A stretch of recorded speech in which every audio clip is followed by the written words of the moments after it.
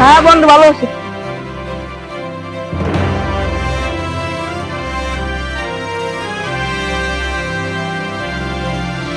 কথাটা কি বলবো?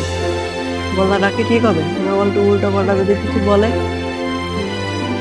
তো আজকের পরীক্ষাটা ভারী ভালো হয়েছে তো বন্ধু, এরকম।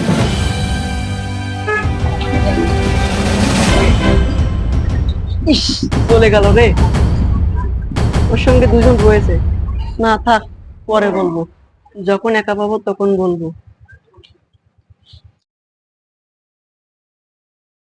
বন্ধু তো এখন একা বসে রয়েছে, কথাটা কি আমি বলবো? এখন বোধহয় ওর মনটা ভালো আছে। আচ্ছা, এই সাবকারটা করি। এখন গিয়ে বলে দেখি, দেখি দেয় কি না।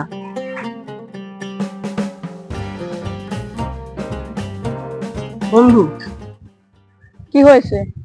বন্ধু তুমি তো জানো কাল ইংরেজি পরীক্ষা, কিন্তু আমার তো বই কেনার সামর্থ্য নেই। তুমি তো জানো বন্ধু, তোমার বইটা যদি আমাকে দিতে তবে খুবই উপকার হতো বন্ধু।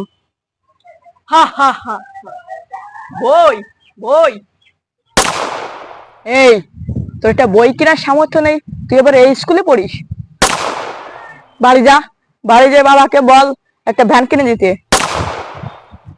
তোর মতো ভিখারির ছেলে এই স্কুলে পড়ার ক্ষমতা নেই। বন্ধু, চাইলাম তো তোমার কাছে একটা বই, তুমি এটা অপমান করছো কেন আমাকে? বন্ধু, গরিবরা কি মানুষ না নাকি বন্ধু? তোমার মনে কি মনে হয় বন্ধু? ছোট বড় কথা বললে ব্যথা লাগে না? তুমি কি কথাটা ভেবে বললে বন্ধু? বন্ধু আমার দিকে তাকাও।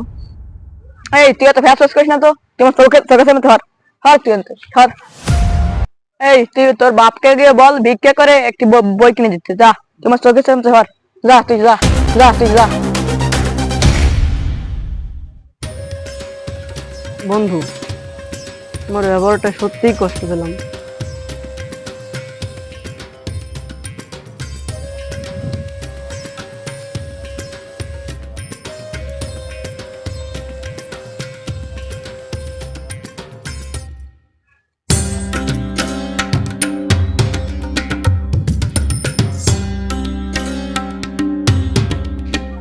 এ ভাই, দাঁড়াও তো।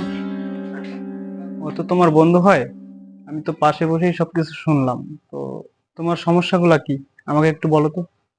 ভাইয়া, আমি কাল তো আমার ইংরাজি পরীক্ষা, তার জন্য আমার বন্ধুর কাছে বইটা সাথে গেছিলাম, তো আমাকে অপমান পরীক্ষা দিয়ে গেছে।